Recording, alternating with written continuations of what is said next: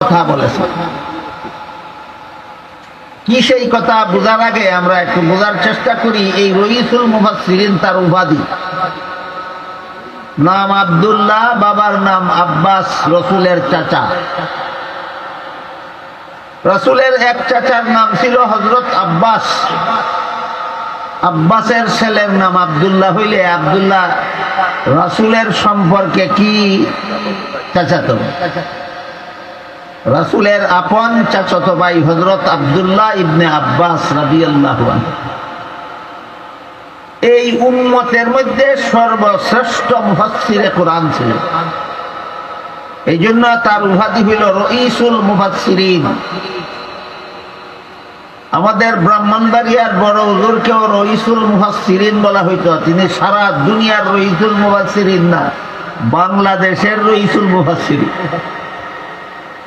আর আব্দুল্লাহ ইবনে আব্বাস কোন দেশের রইসুল মুফাসসিরিন? সারা দুনিয়া। কোন দেশের? সারা দুনিয়া। আব্দুল্লাহ ইবনে আব্বাসের এই সংক্ষিপ্ত পরিচয়টা আমি এই জন্য বললাম, তিনি এই সূরা হুজুরাতের 4 নম্বর এবং 5 নম্বর আয়াতের ব্যাখ্যা প্রসঙ্গে যে একটা মহামূল্যবান কথা বলেছেন, ওইটার গুরুত্বটা আপনারা সহজে অনুধাবন করেন। তিনি বলেন, আয়াতগুলিতে আল্লাহ নবীকে যেভাবে সম্মান করার কথা বলেছেন, হুবহু এই রকম সম্মানই এই উম্মতের আলেমগণকে করতে হবে।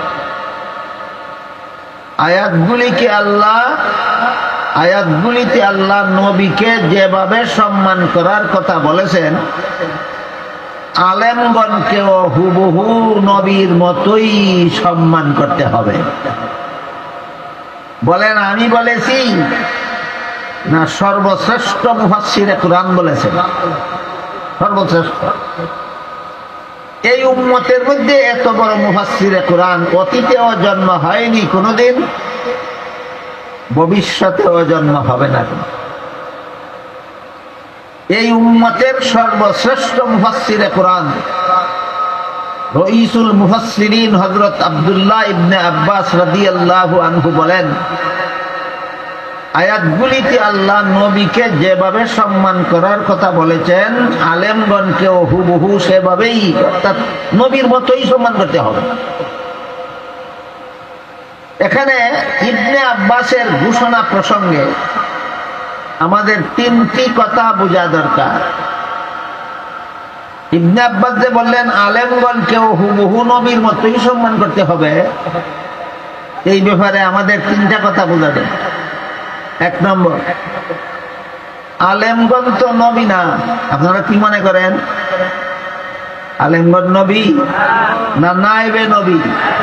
আলেমগণ নবী না নায়েবে নবী। যারা নবী না তাদেরকে হুবহু নবীর মতো সম্মান করতে হবে কেন? এই একটা কথা। এই বিষয়টা আমাদের সমাজে ব্যাপকভাবে আলোচনা হয় না।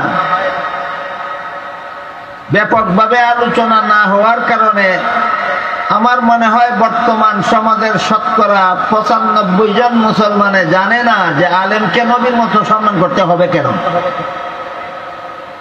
না জানার কারণে এই সমাজের বহু মুসলমান কারণে অকারণে, সামান্য কারণে, তুচ্ছ কারণে আলেমদের প্রতি অন্তরে ঘৃণা পোষণ করে ঈমান হারা হয়ে মারা যায়। এই জন্য আমি আপনাদের কাছে জানতে চাই, আপনারা কেউ ঈমান হারাইয়া মরতে চান না ঈমান নিয়ে মরতে চান? ঈমান নিয়ে মরতে চাইলে আলেমকে অন্তরের দ্বারা ঘৃণা করা যাবে না, আলেমকে অন্তরের দ্বারা মহব্বত করতে হবে। বহু মুসলমান বর্তমান সমাজের আলেমদের প্রতি অন্তরে ঘৃণা পোষণ করার কারণে বেঈমান অবস্থায় মারা যায়। এই জন্য আমাদের সকলের জানা থাকতে হবে যে ইবনে আব্বাস যে বললেন, রাসূলের চাচাতো ভাই যে বললেন আলেমদেরকে হুবহু নবীর মতোই সম্মান করতে হবে। এর কারণটা কি? কোন কারণে আমি আলেমকে নবীগণের মতো সম্মান করি? এক নম্বর। দ্বিতীয় কথা হলো, যদি ইবনে আব্বাসের কথা মতো আমি আলেমকে নবীর মতো সম্মান করি, তাহলে আমার উপকারটা কি হবে? আলেমকে সম্মান করলে আমার উপকার কি? তিন নম্বর কথা হলো, আলেমকে সম্মান না করে অন্তরে আলেমদের প্রতি ঘৃণা রাখলে আমার ক্ষতিটা কি? কটা কথা হইল? এক নম্বর, কেন আলেমকে আমি নবীর মতো সম্মান করব? দুই নম্বর কথা হলো, সম্মান করলে আমি সুফলটা কি পাবো, উপকারটা কি পাবো? তিন নম্বর কথা হইল, সম্মান না করে ঘৃণা করলে আমার কি ক্ষতিটা হবে? কটা কথা? এই তিনটা কথা বুঝাবে। প্রথম কথা হলো, ইবনে আব্বাস কেন বললেন আলেমকে নবীর মতোই সম্মান করতে হবে? আমি ধারাবাহিকভাবে কিছু কথা আপনাদের সামনে তুলে ধরার চেষ্টা করবো ইনশাআল্লাহ। যদি আল্লাহ আমাকে তৌফিক দেন বলার, আপনাদেরও তৌফিক দেন মনোযোগের সাথে শোনার, এই আলোচনার ভিতর দিয়ে আরেকটা প্রশ্নের জবাব আসবে। যেটা হইল, আমরা তো জানি হাদিসের বিবরণ মতে আলেম দুই প্রকার আছে। এক প্রকার দিনদার আলেম, আর এক প্রকার হইল দুনিয়াদার আলেম। এটা আপনাদের জানা থাকা দরকার। আলেম কত প্রকার? দিনদার, দুনিয়াদার। ইবনে আব্বাস যে বলছেন আলেমদেরকে নবীর মতো সম্মান করতে হবে, এটা কি দুনিয়াদার আলেমকে না দিনদার আলেমকে? তাইলে তো এটাও বুঝন লাগবো দিনদার আলেমকে আর দুনিয়াদার আলেমকে। বুঝন লাগবে না? এই আলোচনা প্রসঙ্গক্রমে আসবে ইনশাআল্লাহ। মূল তিনটা কথা আমরা আগে ধারাবাহিক ভাবে বোঝার চেষ্টা করি। এক নম্বর, আলেমকে নবীর মতো সম্মান করতে হবে। কেন? তার কারণটা কি? এর কারণ হলো, হযরত আদম আলাইহিস সালাম থেকে নিয়ে মুহাম্মদুর রাসূলুল্লাহ সাল্লাল্লাহু আলাইহি ওয়াসাল্লাম পর্যন্ত লক্ষাধিক নবী রাসূল আল্লাহ দুনিয়াতে পাঠাইছিলেন একটা মাত্র কাজের জন্য। সেটা হলো দুনিয়ার মানুষকে জাহান্নাম থেকে বাঁচার পথ দেখাও। এই পথ দেখানিকেই কোরআনের ভাষায় হেদায়েত বলা হয়। আশা করি আপনারা অনেকেই হেদায়েত শব্দটা জানেন। যাদের জানা ছিল না আগে, তারাও জেনে রাখার চেষ্টা করুন। কোরআনের ভাষায় একটা শব্দ আছে হেদায়েত। এই হেদায়েতের সারমর্ম হলো চিরশান্তি এবং চিরমুক্তির পথ প্রদর্শন। যে পথে জীবন যাপন করলে চিরকালের জন্য শান্তি পাওয়া যায়, চিরকালের জন্য মুক্তি পাওয়া যায়, ওই পথটা দেখাইয়া দেওয়ার নাম হেদায়েত। বুঝে থাকলে বলুন তো, চিরশান্তি আর চিরমুক্তি পাওয়ার জায়গা কি জাহান্নাম না জান্নাত? কাজেই সমস্ত নবীগণের দুনিয়াতে আসার উদ্দেশ্য যে মানব জাতির হেদায়েত, এর মানে হইল জাহান্নাম থেকে বাঁচার পথ দেখানি, জান্নাতে যাওয়ার পথ দেখানি দায়িত্ব নিয়ে সমস্ত নবী রাসূলগণ দুনিয়াতে এসেছে। এর বাইরে কোন নবীর কোন দায়িত্ব ছিল না। এজন্য আমি বলেছি সমস্ত নবীগণের দুনিয়াতে আগমনের উদ্দেশ্য হলো দুনিয়াবাসী মানুষকে জাহান্নাম থেকে বাঁচার পথ দেখাও। এই নবীগণের আগমনের ধারাবাহিকতা আমাদের নবী মুহাম্মদুর রাসূলুল্লাহ সাল্লাল্লাহু আলাইহি ওয়াসাল্লামের মাধ্যমে সমাপ্ত হয়ে গেছে। দুনিয়াতে আল্লাহ নবী রাসূলগণ অনবরত পাঠাইতেছিলেন। পাঠানির ধারাবাহিকতা চালু আছে না বন্ধ হয়ে গেছে? বন্ধ হয়ে গেছে। এ মর্মে আল্লাহ কোরআনের এক আয়াতে বলেন, ওয়ালাকিন রাসূলুল্লাহি ওয়া খাতামান নাবিয়্যিন। মুহাম্মদ সাল্লাল্লাহু আলাইহি ওয়াসাল্লাম আল্লাহর রাসূল এবং শেষ নবী। মুহাম্মদ আল্লাহর রাসূল এবং শেষ। হাদিস শরীফে আল্লাহর রাসূল বলেছেন, আনা খাতামুন নাবিয়্যিনা লা নাবিয়্যা বাদি। আল্লাহ যে আমাকে খাতামুন নবিয়্যিন উপাধি দিয়েছেন, এর অর্থ হইল আমার পরে আর কোন নবী নাই, আমি শেষ নবী। কাজেই আমাদের নবী দুনিয়ার থেকে বিদায় হওয়ার পর থেকে দুনিয়াতে আল্লাহ আর কাউকে নবী বানানোর ধারাবাহিকতা চালু না বন্ধ? বন্ধ। তাহলে আমাদের নবী দুনিয়া থেকে বিদায় হওয়ার পরে যারা আপনারা দুনিয়াতে আসছেন, এখানে যারা বসা আছেন, নবীর বিদায়ের আগে আইছেন দুনিয়াতে না পরে? পরে। আপনারা যে যুগে দুনিয়াতে আসছেন, এই যুগে দুনিয়াতে কোন নবী আছেন? নাই। কেন আসছেন নবীগণ দুনিয়াতে? দুনিয়ার মানুষকে জাহান্নাম থেকে বাঁচার পথ দেখাবেন। তখন তো নবী নাই, আমরা জাহান্নাম থেকে বাঁচার পথ দেখাইব কে? এমর্মে হাদিস শরীফে আল্লাহ রাসূল বলেন, ওয়া ইন্নাল উলামা ওয়ারাসাতুল আম্বিয়া।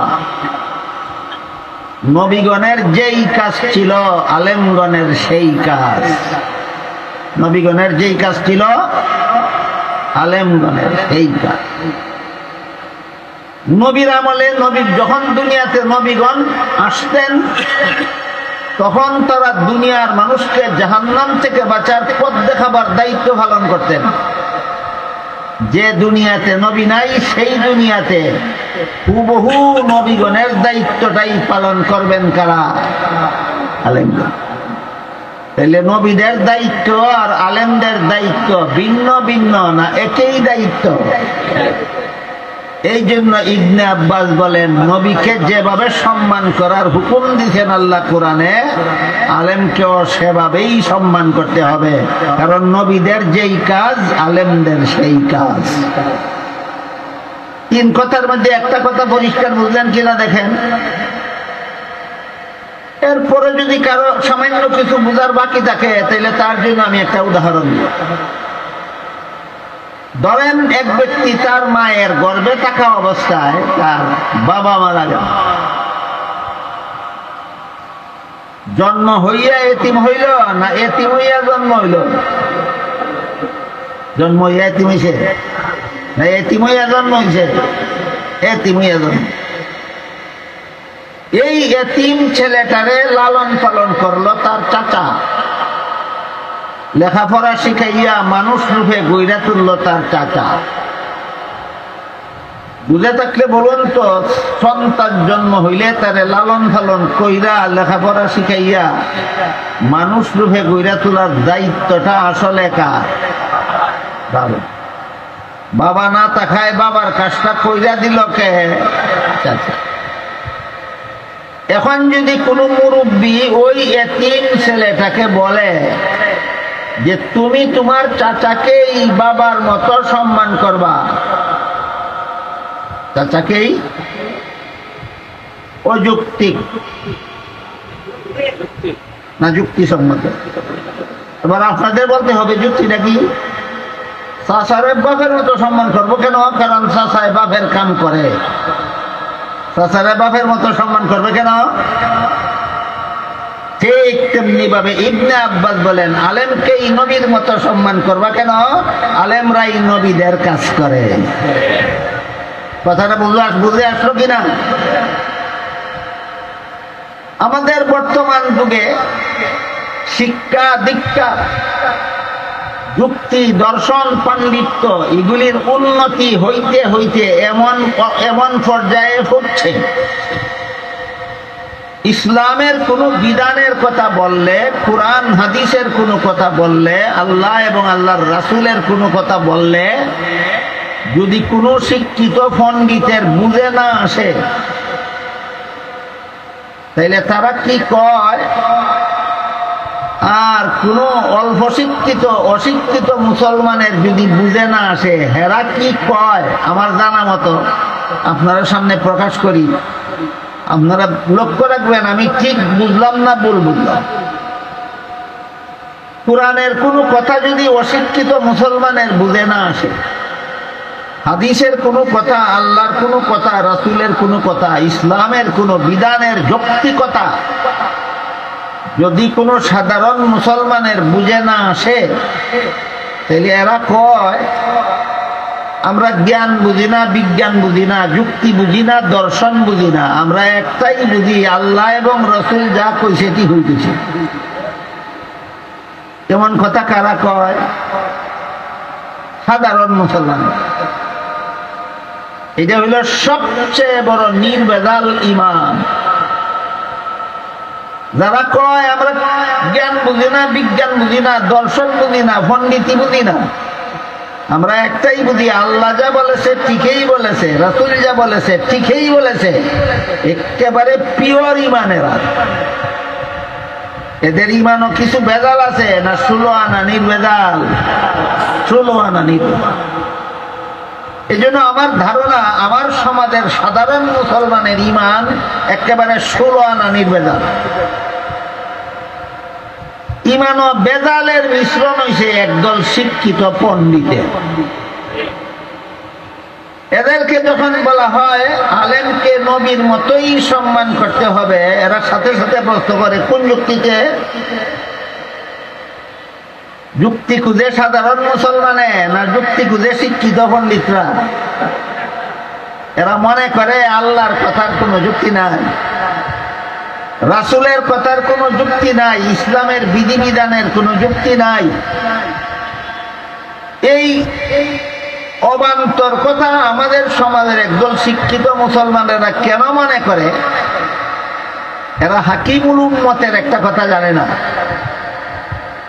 হাকিমুল উম্মত হযরত আল্লামা আশরাফ আলী থানভী রাহমাতুল্লাহি আলাইহি আল মাসালিহুল আকলিয়া নামক কিতাবে লিখেছেন, ইসলামে এমন কোনো বিধান নাই যার পক্ষে চূড়ান্ত কোনো যুক্তি নাই। ইসলামের সমস্ত বিধিবিধান সাধারণ যুক্তিসম্মত নয়, চূড়ান্ত যুক্তিসম্মত। কি বুঝলেন? ইসলামের সবগুলি বিধিবিধান সাধারণ যুক্তিসম্মত না, চূড়ান্ত যুক্তিসম্মত, চূড়ান্ত যুক্তিসম্মত। কিন্তু ইসলামের বিধান, সকল বিধানের যুক্তি বুঝার যোগ্যতা সকল পণ্ডিতের মাথায় নাই। যুক্তি নাই না, তার মাথার যুক্তি বুঝার যোগ্যতা নাই। যুক্তি, চূড়ান্ত যুক্তি আছে ইসলামের প্রতিটি বিধানের সাথে, কিন্তু পণ্ডিতের মাথায় ইসলামের বিধানের যুক্তি বুঝার যোগ্যতা নেই। এইরকম বিধানগুলির মধ্যে একটা বিধান ইবনে আব্বাসের কথা, আলেমকে হুবহু নবীর মতোই সম্মান করতে হবে। আমার এতক্ষণের কথা যারা মনোযোগ দিয়ে শুনছেন, বুঝছেন, তারা বলেন আলেমকে নবীর মতোই সম্মান করতে হবে, এই কথার পক্ষে কোনো যুক্তি নাই। যদি বলেন আছে, তাহলে আপনাদেরই বলতে হবে যুক্তিটা কি? এরা নবীগণের কাজ করে। যুক্তিটা কি? বাতিজায় চাচারে বাপের মতো সম্মান করতে হবে, যুক্তিটা কি ছিল? চাচায় বাপের কাম করে। ইবনে আব্বাস বলেন আলেমকে নবীর মতো সম্মান করবা, যুক্তিটা কি? আলেমরা নবীর কাম করে, আলেমরা নবীর। দেখেন তো থানভীর কথায় আর যুক্তি মিলছে নি? ইসলামে এমন কোন বিধান নাই যার পক্ষে চূড়ান্ত কোন যুক্তি নাই। ইসলামের সবগুলি বিধান চূড়ান্ত যুক্তিসম্মত। সাধারণ মুসলমানে যুক্তি বিচারে না বড় বড় শিক্ষিত পণ্ডিতরা যুক্তি বিচারে? এরাই ইসলামের বিধানের যুক্তি বুঝে না। সাধারণ মুসলমানে হয় আমরা অত যুক্তি বুঝার দরকার নাই, আমরা এক কথা বুঝি, আল্লাহ যা কইছে ঠিক হয়ে গেছে।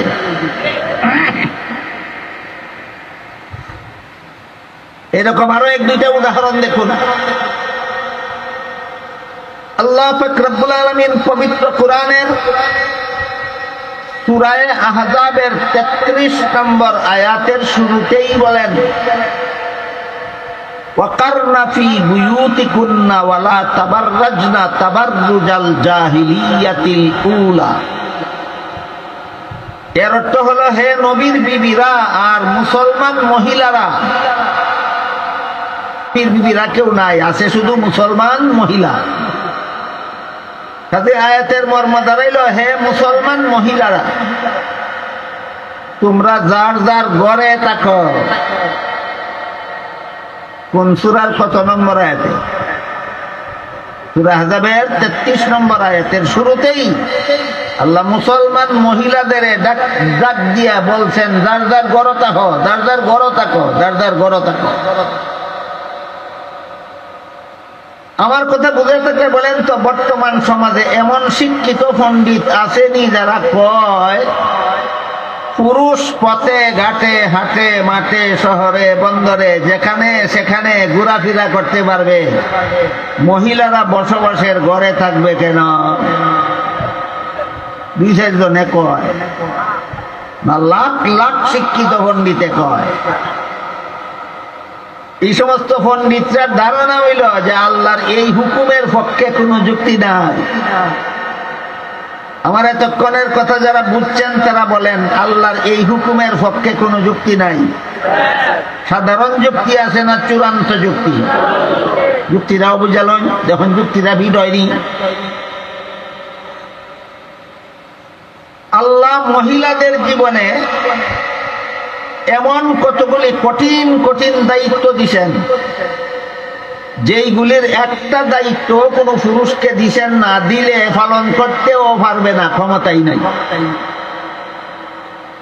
যেমন প্রতি মাসে মাসে মাসিক ঋতুস্রাবের ঝামেলা সহ্য করার দায়িত্ব আল্লাহ একচেটিয়া ভাবে মহিলাকে দিছেন। প্রতিটি সন্তান গর্ভে ধারণ করার দায়িত্ব আল্লাহ একচেটিয়া ভাবে মহিলাকে দিছেন। প্রতিটি সন্তানকে প্রসবের কষ্ট সহ্য করার দায়িত্ব আল্লাহ একচেটিয়া ভাবে মহিলাকে দিছেন। সবগুলি সন্তানকে স্তনের দুধ পান করাবার দায়িত্ব আল্লাহ একতরফা ভাবে মহিলাদেরকে দিছেন। আমার কথা বুঝে থাকলে বলেন, এই দায়িত্বগুলি এর কোনো একটা দায়িত্ব দুনিয়ার কোনো পুরুষে পালন করার ক্ষমতা রাখে না। এই সবগুলি একতরফা ভাবে মহিলাদের দায়িত্ব। কোনো পুরুষের ভাবেও পারত না এইগুলি পালন করতে। এখন বলেন, মাসিক ঋতুস্রাবের সময় পথে ঘাটে হাটে মাঠে শহরে বন্দরে যেখানে সেখানে বিচরণ করা সুবিধা না বসবাসের ঘর সুবিধা? সন্তান গর্ভ নিয়া খেতে খামারে শিল্পে কারখানায় পুরুষের কাঁধে কাঁধ মিলাইয়া কাজ করা সুবিধা না বসবাসের ঘর সুবিধা? সন্তান প্রসবের সময় সংসদ ভবন সুবিধা না বাজার সুবিধা না দোকানপাট সুবিধা না অফিস আদালত সুবিধা না বসবাসের ঘর সুবিধা? সন্তানকে স্তনের দুধ পান করাবার সময় গাড়ির ড্রাইভিং সিট সুবিধা না বসবাসের ঘর সুবিধা? তাহলে আল্লাহ যে মুসলমান মহিলাদেরকে যার যার ঘরও থাকতে বলছেন, কোন সূরার কত নম্বর আয়াতে? অযৌক্তিক, সাধারণ যুক্তি সম্পন্ন, চূড়ান্ত যুক্তি সম্পন্ন। নবীর কথা আবারও ফিরেছেনি। ইসলামের সবগুলি বিধান চূড়ান্ত যুক্তিসম্মত, কিন্তু ইসলামের সকল বিধানের যুক্তি বুঝার যোগ্যতা সকল পণ্ডিতের মাথায় না।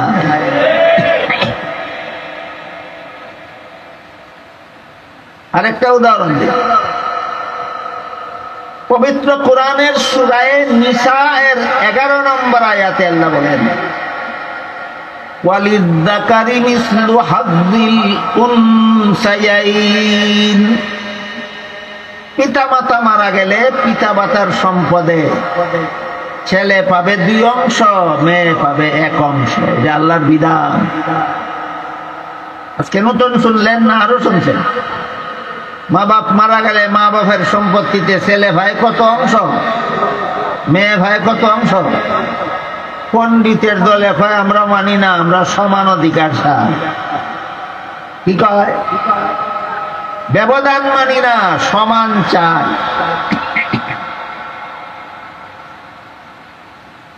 সত্যই যদি তুমি আন্তরিকভাবে নারী পুরুষের সমান অধিকার চাও, তাহলে সবগুলি সন্তান নিজের বিবির ভেড়ো দিলা কেন? একটা বিবের ভেড়ো দিয়ে আর একটা নিজের ভেড়ো নিলা না কেন? দান্দালি করার জায়গা পাও না?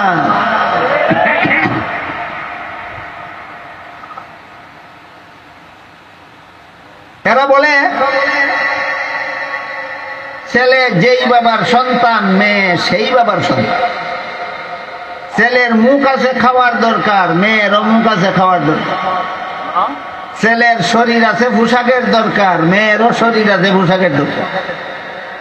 ছেলের জীবন যাপনের জন্য বাড়ি ঘরের দরকার, মেয়েরও জীবন যাপনের জন্য বাড়ি ঘরের দরকার। এমত অবস্থায় একই বাবার সন্তান হওয়া সত্ত্বেও মেয়েকে এক অংশ দিয়া ছেলেকে 2 অংশ দিলে মেয়ের সাথে অবিচার হয়। এই অবিচারটা আলেমরা করছে। ছেলেরে 2 অংশ দিয়া মেয়েরে 1 অংশ দেওয়ার কথা আলেমরা কইছে না আল্লাহ কইছে? তাহলে অবিচার আলেমরা করছে না আল্লাহর বিরুদ্ধে অবিচারের অপবাদ? কেতনা বড় পণ্ডিত চিন্তা করেন, হে আল্লাহরেও ভুল ধরে। তাই সূরা নিসার 11 নম্বর আয়াতে আল্লাহ এই সমান অধিকার না কইয়া সমান সমান অংশ না দিয়া ছেলেকে 2 অংশ মেয়েকে 1 অংশ কেন দিলেন? কোন যুক্তি নাই। সাধারণ যুক্তি আছে না চূড়ান্ত? একটু বোঝার চেষ্টা করি। আল্লাহর বিধানে ছেলের জীবনে খরচের খাত আছে 3টা। আল্লাহর বিধানে ছেলের জীবনে খরচ আছে কতটা? 1 নম্বর, সাবালক হওয়ার পর থেকে তোমার লালন পালনের দায়িত্ব তোমার। সাবালক ছেলেকে লালন পালন করার দায়িত্ব বাবার না নিজের? নিজের।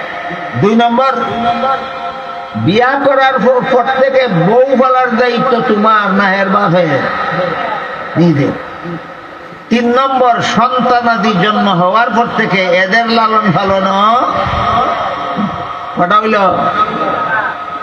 খরচ আছে 3টা, অংশ পাইছে 2টা। বুঝলেন? আসেন মেয়ের জীবন।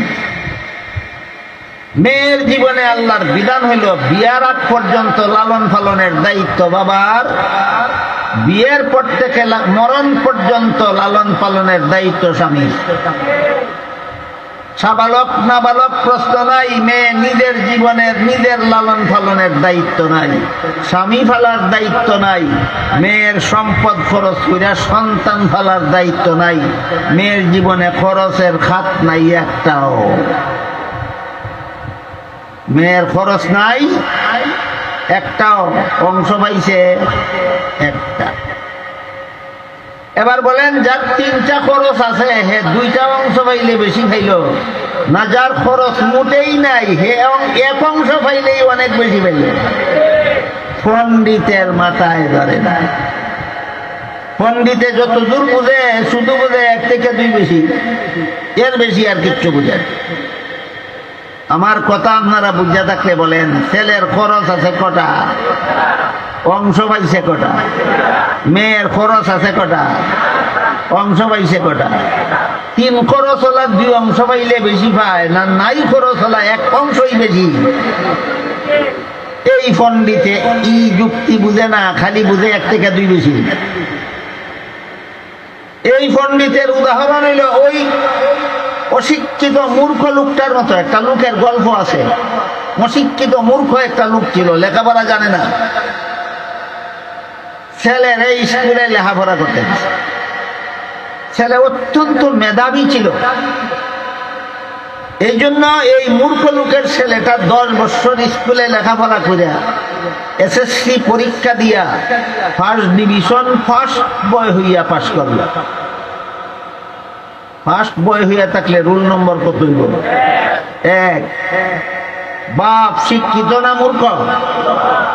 বাপে কিন্তু এই কথা বুঝে না যে পরীক্ষায় 1 নম্বরে পাস করলে নম্বর বেশি পায় না 10 নম্বরে পাস করলে নম্বর বেশি পায়, অত কথা বুঝে না, খালি বুঝে 1 থেকে 10 বেশি। ফল ঘোষণার পরে বাপে একদিন ছেলেরা জিজ্ঞাসা করে, এই বেটা পরীক্ষাতে দিচ্ছে পাস করত? পাস করছি। কত নম্বরে? 1 নম্বরে। ওই সর্বনাশ করছ। ছেলে কি সর্বনাশ করলাম? পাশের বাড়ির ছেলেটা তোর সাথে লেখাপড়া কইরা একসাথে পরীক্ষা দিয়া সেদিন 10 নম্বরে পাস করলো, তুইও তো কম নম্বরে পাস করলে কেন? এই অশিক্ষিত বুয়ারে যেমন বুঝে না 10 নম্বরে পাস করলে পরীক্ষায় নম্বর বেশি পায়, না 1 নম্বরে পাস করলে পরীক্ষায় নম্বর বেশি পায়, অশিক্ষিত বুয়ারে যেমন বুঝে না তেমনি ভাবে আমাদের সমাজে কিছু শিক্ষিত বুয়ারেও বুঝে না 3 খরচলায় 2 অংশ পাইলে বেশি পায়, না নাই খরচলায় 1 অংশ পাইলেই বেশি পায়। বোঝা গেল আল্লাহর বিধানগুলি অযৌক্তিক না চূড়ান্ত যুক্তিসম্মত। এই জন্য হাকিমুল উম্মত হযরত আল্লামা আশরাফ আলী থানভী রাহমাতুল্লাহি আলাইহি বলেন, ইসলামের সমস্ত বিধিবিধান চূড়ান্ত যুক্তিসম্মত, কিন্তু ইসলামের সকল বিধানের যুক্তি বোঝার যোগ্যতা সকল পণ্ডিতের মাথায় নাই। এমত অবস্থায় যদি যুক্তিকে আল্লাহর বিধানের বিরুদ্ধে দাঁড় করায়, যুক্তিরে আল্লাহর বিধানের পক্ষে দাঁড় করায় না বিরুদ্ধে? যুক্তিরে যদি আল্লাহর বিধানের বিরুদ্ধে দাঁড় করায়, তাইলে কোন পণ্ডিত তার যুক্তিকে আল্লাহর বিধানের বিরুদ্ধে দাঁড় করানোর ভয়ঙ্কর পরিণামটাও আমি পরিষ্কারভাবে বলি, আপনারা একটু মনোযোগে শোনেন। ইবলিসের নাম শুনছেন না কেউ? এই ইবলিস তাফসীরে কুরতুবী শরীফে লেখা আছে, ইবলিসে আল্লাহর ইবাদত বন্দেগী করেছিল ৮০,০০০ বছর। কতদিন? বুঝলে দেন না? ইবলিসে আল্লাহর ইবাদত বন্দেগী করেছিল ৮০,০০০ বছর। এরপরে আল্লাহ ইবলিসকে সমস্ত পৃথিবীর রাজত্ব দান করেছিলেন। কোন দেশের রাজত্ব? সমস্ত পৃথিবীর রাজত্ব দান করেছিলেন। জান্নাতে বসবাস করার ফ্যাসিলিটি দান করেছিলেন। রাজত্ব করত সমগ্র পৃথিবীতে আর বসবাস করত জান্নাতে। তারপরে আল্লাহ একদিন আদম সৃষ্টি করে বললেন, ফেরেশতাদেরকেও বললেন, ইবলিসকেও বললেন, আদমকে সিজদা দিয়া সম্মান করো। সমস্ত ফেরেশতারা আল্লাহর হুকুম মেনে নিল। বলেন, ফেরেশতারা আল্লাহর হুকুমের বিরুদ্ধে যুক্তি দিল না মান্য নিল? ইবলিস না মান্য বিরুদ্ধে যুক্তি দিল। কি যুক্তি? ইবলিসে কয়, খালাকতানি মিন নারিন ওয়া খালাকতাহু মিন তিন। হে আল্লাহ, আদম বানাইছো মাটি দিয়া, ইবলিস বানাইছো আগুন দিয়া। এই কথাগুলি কিন্তু সত্য।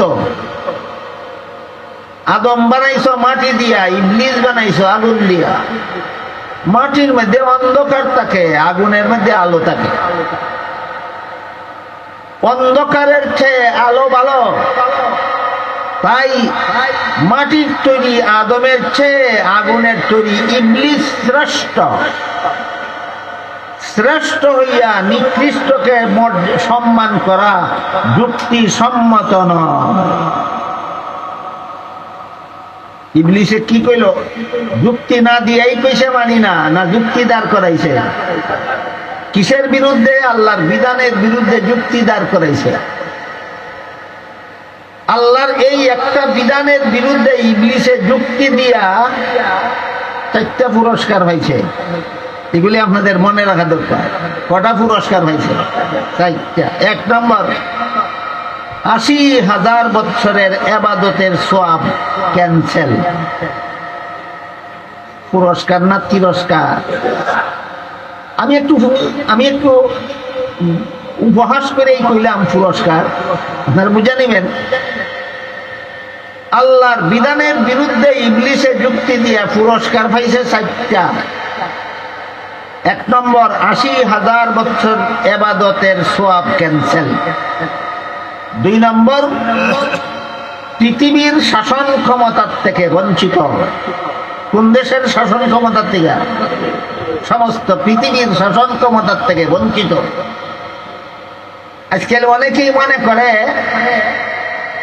গদি পাওয়াটা সৌভাগ্যের ব্যাপার। অনেকেই মনে করে গদি পাওয়াটা সৌভাগ্যের ব্যাপার। ঢালাও ভাবে যে কোনো লোকের যে কোনো গদি পাওয়া সৌভাগ্যের ব্যাপার নয়। যদি ঢালাও ভাবে সবার জন্যই গদি পাওয়া সৌভাগ্যের ব্যাপার হইত, ইবলিস সমস্ত গদিওয়ালার চেয়ে সর্বশ্রেষ্ঠ ভাগ্যবান হইতে পারত। কথাগুলি আপনারা বুঝেন? গদি ফাইলেই কপাল বালা, তাহলে তো ইবলিসের কপাল তোমার থেকে অনেক বালা। ফেরাউনের কপাল আরো বালা না? ফেরাউনে গদি পাইছিল না? নমরুদের কপাল আরো বালা। নমরুদে গদি পাইছিল কিনা? গদি পাইলেই কপাল বালা হয় না। আপনারা যেভাবে বসছেন, আপনাদের চেহারার দিকে চাইলে আমি টের পাই, আমি আপনাদের চেহারায় সাক্ষী দেয় মনোযোগে শুনতেছেন। এই মনোযোগিতাটা যদি একটু বেশি সময় থাকে, তাহলে আমি আনুষঙ্গিকভাবে সামনে আপনাদেরকে বুঝাবার চেষ্টা করব কোন গদিওয়ালার কপাল বালা আর কোন গদিওয়ালার কপাল ফুরা। একদল গদিওয়ালার কপাল বালা আর একদল গদিওয়ালা কপাল ফুরা। এই কথাটা বুঝাবার চেষ্টা করব যদি পরিবেশটা ঠিক থাকে। আর এর আগেই যদি পরিবেশ ছত্রভঙ্গি রাখাতে আমারে মাফ করে দেবে। ইবলিসের আল্লাহর বিধানের বিরুদ্ধে যুক্তি দিয়া 1 নম্বর পুরস্কার হইল 80,000 বৎসরের ইবাদতের সওয়াব ক্যান্সেল। 2 নম্বর পুরস্কার হইল সমস্ত পৃথিবীর রাজত্ব হাতছাড়া। 3 নম্বর পুরস্কার পাইল জান্নাত থেকে বহিষ্কার। জান্নাত থেকে বহিষ্কার। 4 নম্বর পুরস্কার চিরকালের জন্য অভিশপ্ত। কতদিনের জন্য অভিশপ্ত? চিরকালের জন্য অভিশপ্ত। কাজেই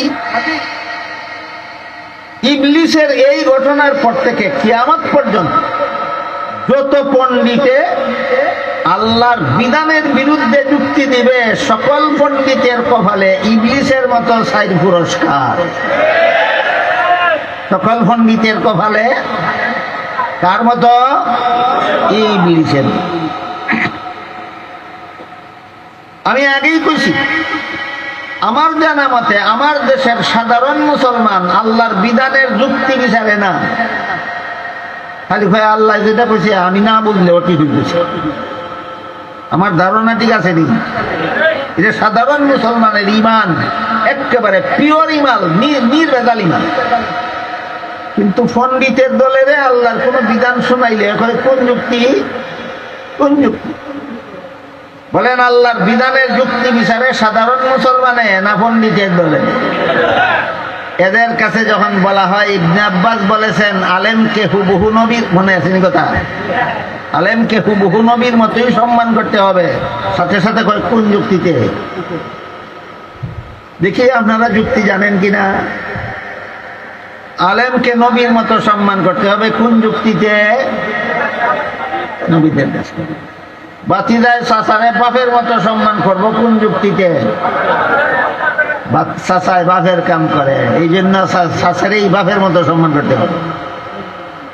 ইবনে আব্বাস বলেন আলেমকেই নবীর মতো সম্মান করতে হবে। কেন?